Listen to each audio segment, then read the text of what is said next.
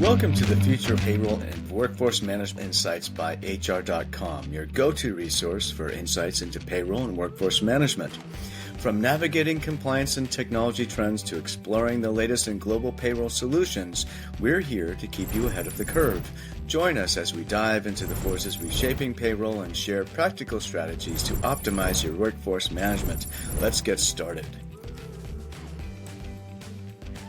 Well, hello, everyone, and welcome to this, the latest episode of Future of Payroll and Workforce Management, a podcast here at HR.com, where I am your host. My name is Brent Skinner, and with me today is Gretchen Alarcon, who is Senior Vice President and General Manager of HCM at UKG. Welcome, Gretchen. Thank you. Great to be here. Oh, yeah. And thank you for agreeing to be a guest on the podcast. We have a super interesting topic today. It's around workforce orchestration, which is a term we're starting to see more of in the space. You know, we used to be looking at sort of, improving efficiencies, automation, this kind of stuff. And with AI, people analytics and stuff like that, intelligent agents, we're starting to move to more of the workforce orchestration. We're going to get into what that's all about. But first, as I like to do with all my guests, is I like to ask, there's a lot of passion in this space, a lot of really cool stories. What got you into the world of work, Gretchen, and what gets you going every day? Yeah. So, I came out of college many years ago, not going to tell you how many, and wanted to be an HR person. I had a fantastic internship in college in a company's training department. The company's no longer here. And their head of organization development, explained to me what I could do in HR. And I was like, this is amazing. Especially for somebody who was coming from a liberal arts degree. So I got started there and worked in HR as a true HR practitioner, both before and after going to business school. And then in my first real job after business school, I realized that while I really liked HR and I liked helping people and I liked recruiting and doing compensation, I really liked more where I was setting up the systems and driving the processes. And so I got to transition. I was at a startup and they transitioned me because we were building a recruiting product. They said, you're great in HR, but I need a product person who actually knows how recruiting works. So I transferred into that and really never looked back. I've been in HR software ever since. Wow, that's cool. You don't always hear of somebody who really kind of decided to go into HR from the get-go. There's, especially on the payroll side, we cover payroll here obviously too. And everyone says, oh yeah, I fell into payroll and ended up loving it. We all talk about, whoa, why is that? Why isn't there a career path? And so that's really interesting. And in UKG, that's quite the place to be, sort of leading this stuff. So maybe let's dive into it. So sure. We've been spending a lot of years, kind of building workforce systems, and everybody's in a different spot along the maturation, the maturity curve, right? When it comes to HCM, Sure. Some people are still building; everything's in disarray. But among the folks that are they're mature, they have their workforce systems in place that's kind of tight and in order. It's not about automating and that kind of stuff anymore. But what does it mean to move beyond that toward what is workforce orchestration? What are we talking about here? Absolutely. So, this is actually the framework that we really see within UKG, where we are focused. We are the workforce operating platform. And it starts with having a unified HR, payroll, and workforce management. And that's, for many organizations, that is still a challenge. They kind of have multiple systems for different things. So bringing all of this together starts by saying, look at all the data that you can have when you have all these functions together, because you're not just looking at one piece. You have, in our case, we have 80,000 organizations relying on UKG today and millions of employees. So that much data drives a better foundation for doing this kind of orchestration. But then what matters is, what do you do with that information, right? There's a conversation around, we've tried to focus in the last several years of moving HR from system of record, just tracking information, to system, process orientation, I would say. People tracking and saying, here are the steps to move forward. And I think that was a great shift. But that's not enough because all that does is says, take what used to be a standard operating procedure or, the definitions people used and how much of that can you automate? Now what we're starting to see is with all of this data, not just what is the standard process, but how can you pull multiple systems together to actually manage a process? And how Right. can you actually have AI step in and take on and guide you through these processes? Because we have the data, we have the steps. Orchestration is how do we make that the most efficient way possible using the tools that we have at our disposal? It sounds like what we've been sort of envisioning for a while, but weren't Hmm. really able to totally, achieve or really do with Yeah.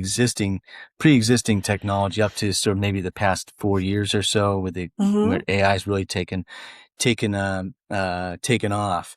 Yeah. Because you and I, we go way back in the industry. I was in when I first got into HCM. I didn't realize it was called HCM. I figured it out like maybe a few years later. Oh, they're calling it HCM. But anyway, it was executive recruiting. We were doing some Hmm. research around that. But anyway, um, but I've been hearing this for the longest time. Sort of this aspiration for the HR professional to really be able to be proactive and creative and to take charge and lead when it Hmm. comes to what the workforce looks like and how the workforce sort of is an organism. Obviously, you have line Yeah. managers and all this kind of stuff. Um, am I kind? Does this resonate with you? 100%. Yeah. If you think about the way that the processes are changing, the way organizations are changing as they start to bring AI in, obviously we are at the peak of the hype cycle, right? Everyone's talking Yeah. about it. But where I see a huge opportunity is to have AI really augmenting decision making and helping managers or HR people make faster and more informed decisions than before. And basically being able to rely on content and this process with the data to be able to manage your process. Perfect example of that. We're talking about this with payroll the other day. And, you might look at this and say, why would payroll be something you drive AI? That's the area where you want no risk. You want Yeah. to manage everything. If you screw it up, it's a big problem. But if you think about so many of the things that payroll people do as they go through their process are really more checks, right? It's I'm at this step, check the following things. Now I go to this step, check the following things. Where does the audit come in? Those sorts of things. Well, if AI can step in and based on the data, show you what is actually possibly out of round, like, you've got two or three anomalies where someone's bonus seems high compared to everyone else, or being able to use the data to actually look back over 5 years worth of payroll runs to find things that are not quite right. That's something you wouldn't find in just a normal checks run. That's something where you'd have a research project. So having AI start to publish this information to an end user, that really changes how you think about managing this process. And that to me is a really exciting thing because again, it leverages all that data we've been collecting for so long, but still keeps all the decision making in the hand of the person who needs to have the empathy and the judgment to really know what needs to be done. Yeah, yeah, and the ability to steward the AI also, Absolutely. right? Yes. Hmm. Yeah, because that's actually that's a lot. I went down the rabbit hole. Sometimes I sit by myself and I go down these rabbit holes thinking about AI and HR and Uh-huh. payroll. No, no joke. I really do. I was in my hotel room waiting for my flight to leave for my flight back home from San Francisco back in Hmm. early June after HR West, and this occurred to me. I said, what is it that's really going to differentiate us from the AI as humans, Hmm. and also sort of enable us to sort of exercise our sovereignty and to kind of remain to lead, maybe not Hmm. control, but lead, right? And so, I love that you're saying that they're using this terminology, Hmm. because we have actually been covering it in our newsletter. Uh-huh. Um, so this is a great segue to another question that I have for you. Maybe you can elaborate a little bit more. So as AI agents, they become a part of everyday work. They even Hmm. become, we're expanding our definition of, people analytics, maybe contributor analytics and all this kind of stuff, right? Hmm. Um, How can HR leaders rethink the relationship between people, technology, workflows, and decision making? Wow. That's kind of like the crux of the issue we're all Yeah, dealing with it right is. now, right? Like, Sorry to, there's a big question. So I think there are a couple things to think about up front. So setting aside the technology for HR people, this is a real opportunity for CHROs to play a different role within their organizations. And we've seen a couple CHROs actually take on responsibility for AI enablement or AI, processes within their whole company, from organizations who are kind of saying, look, in this new world where I have this new technology, the people that I need are going to change, the profile, the skill set. How do I reshape my workforce to take advantage of this new capability? And this to me is not just let's reduce a number of heads. This is a completely different skill set might be needed. You might actually start to look at people who have more creativity, more willingness to make judgments, that sort of a thing. And that's a big shift for some organizations to go through. So it's really causing, I think HR has a huge opportunity from a change management perspective right now. But if you Mm, take it down to what does this mean for HR themselves, for the practice of HR, I think there are a couple things that definitely are going to have to come up. I think in every case, we're going to have to say, look, using anything from an AI standpoint, you have to have transparency. You're going to have very clear governance, because at the end of the day, a human has to be accountable for workforce decisions. It can't be AI made this decision and I had no visibility, right? It has to be right. HR focused. But I think the role of HR is going to shift. And maybe instead of thinking about being just the person who runs the process, we'll find HR people being more strategic orchestrations people saying, I'm shifting how I look at how I'm scheduling. And rather than just looking at today's schedule and thinking about this, I'm going to leverage AI to highlight for me where I have shift gaps, where I need to maybe change hours, how I can do this so I can minimize overtime. So AI has become the tool to help me make better decisions as opposed to taking it on for me. So to me, that's a big shift.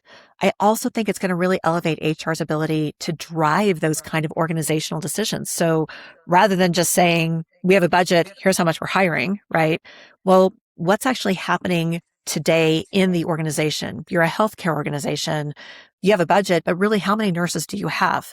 Because if you don't have the right nurses, you can't run procedures. The hospital's not going to make money. So trying to drive this very specifically to the business outcomes as opposed to just NHR processes running. Right, right. And this is sort of a higher level, tying back to or connecting to business drivers, right? Because Mm-hmm. there's sort of the blunt low level. I'm not using the right terms here, but there's sort of that it's the go-to, everyone thinks about, oh yeah, we're going to save time because we're going to automate something Mm-hmm. and that'll drive down our operational cost. And meanwhile, HR finds itself sort of inadvertently in sort of the cost center defensive mode, or sitting there Mm-hmm. and just kind of concerned. Okay, what are we going to do next, right? How are we going to be so strategic here if we're just being seen as this thing to kind of to shrink, right? Yeah. And but when you have that capability with the technology to actually show line managers or leadership, whoever in whichever scenario it matters, right? Or Mm-hmm. whoever it is, right? You're Yeah. showing them that you're able to kind of give them information that's going to help them Mm-hmm. be more efficient or more targeted. And that's a that's you're still saving the company money, or you're making the company more money, right? Mm-hmm. And but it's higher levels. You're not seeing, oh yeah, that's a higher level thing. Oh, now we see HR as an important stakeholder in the Right. organization. I mean, that's a quantum leap, right? It is. And to me, it's similar. I mean, we've talked about this at various stages in the life cycle of the HR products, right? Or HR practice. But I think if you think about what really elevated the CFO and kind of changed that process when ERPs came in, it was the data, right? I now have all this information and I don't take a week to close the books. I close the books within 24 hours and I can tell you exactly where we stand. That was a major shift. HR can do the same thing with this data. I can tell you right now, not just what I have in terms of headcount, but I can tell you what headcount I'm going to need in the next month to be able to meet our supply goals, right? So it drives better information. And to me, the other part about this, and this is where part of where I get very excited about UKG, not a sales plug, just telling you, I think tying this back to actual work happening in the business. So if you think about, who is showing up for work today, that's not something that's going to be reflected in your ERP, right? It has to go through payroll, and it takes a month before that even shows up. But I can tell you, day over day, week over week, are our overtime costs going up? Do I have enough staff on the floor? What's that doing to my daily sales output? That's something that really becomes tied so much to company value, as opposed to just, did I hire a person to fill an open rack, right? And that's where I see a huge opportunity that AI can really help us take that data and provide much more clear business information for the organization. Oh yeah, absolutely, absolutely. And it's super duper interesting. And we've heard about this for years around workforce planning. We keep hearing Mm-hmm. these sort of these panaceas or whatever, hey, yeah, we have the solution. We're going to be able to help you to really, project out what your staffing needs are going to be. And then AI came in with scheduling, and it really was kind of a game changer. And Mm-hmm. now we're to sort of the next step in that. Thinking about that, sort of that evolution, if we were to look maybe 5 years ahead, I don't know, 10 years, 3 years, whatever, into the future, if you're looking at your crystal ball, Gretchen, right? And you're thinking about, okay, what capabilities will distinguish organizations, that successfully orchestrate work, right? Mm-hmm. From those still relying on disconnected systems and traditional operating models, right? I think we know the answer kind of to that second part, but what's going to Mm-hmm. distinguish those organizations that successfully orchestrate work? Like, Yeah. what will characterize them? I think definitely the emphasis on what is their workforce intelligence, right? So if you think about not just data, but how do you tie all of these pieces together so you actually understand your skills, your costs, your number of people, that sort of a thing, all brought in together in one place to actually drive these behaviors. So to me, a large part about workforce orchestration is about having systems that are going to be much more agile, being resilient, and still human centered. Like, this isn't going to be that the system takes over, right? Right. So having that ability to really adapt quickly. And that to me is a large part of this. Is 5 years from now, are we going to be looking at daily sales numbers and daily staffing numbers, or, skill set gaps in a different way, because we have the ability to really look at that data? And can we actually Yeah. start to tie things like, people with certain skills get aligned to different times? If you are a retailer and you're in the holiday rush, you need someone who is got great personality, and, customer facing skills, but also is very, very quick at their job because there are lots of people, right? So you might actually start to differentiate your staffing based on the skill sets needed in the time of year or the process. I think that, again, to help an organization succeed, you're going to have someone who can really take that workforce data and turn it into action in real time. So it can't be a report, right? It's got to be in this moment, live workforce insights to help drive those staffing changes, balance your labor costs, manage your compliance issues, and, make sure those schedules are really, aligned very quickly. To me, that's where AI becomes just how we do business as opposed to a new thing. And whether that happens we already see organizations making that shift now. So I don't think that's going to be 5 years from now. I think that change is happening today. But what we'll start to see is organizations that adopt it more quickly and really differentiate it to their specific business are the ones who are going to be incredibly successful 5 years from now. Oh yeah, absolutely. I think, modern psychometrics probably are going to play Yeah. into this too, right? Because you talked about somebody who's fast under pressure, and you might Hmm. know who they are just by their performance data, right? From Hmm. the performance reviews, but maybe you don't know everyone who could be, right, in the Exactly. organization. Yeah, so if you have that psychometric profile that's fed into this workforce intelligence system that the Hmm. uh, um, augmented by the AI, right? Yeah. Now we're talking about some real pinpoint precision when it comes to scheduling people and maximizing sales and all these sorts of things. Absolutely. And I think that's where we're going to see, you know, a much better focused enablement process for organizations, right? How do I choose who gets access to growth? How do I find the right person to staff the next supervisor? The other side of this is how does AI help the individual, right? So today, if I'm a frontline worker, what I'm focusing on, most frontline workers are not thinking about career growth. They're thinking about how do I, make the rent, have my groceries, pay the car insurance, so dollars drive my decisions. So to the extent that AI can help drive an individual to say, you have this amount of skill set, but if you wanted to add one more certification, or if I can help you learn this additional machine, I can actually increase your staffing opportunities and you could make an extra $400 in the next month. Like that ties it very directly to action and value for the individual. And that's the other side of this is that AI makes the management process, the HR processes are easier, but it also can really target and have impact for individual contributors, especially when we think about frontline workers. Oh yeah, and now we're getting into learning and all this kind of Yeah, stuff. It's really permeating everything, and we could probably talk about this for several hours. absolutely. I could. Yeah. We have reached the conclusion of the podcast episode, though.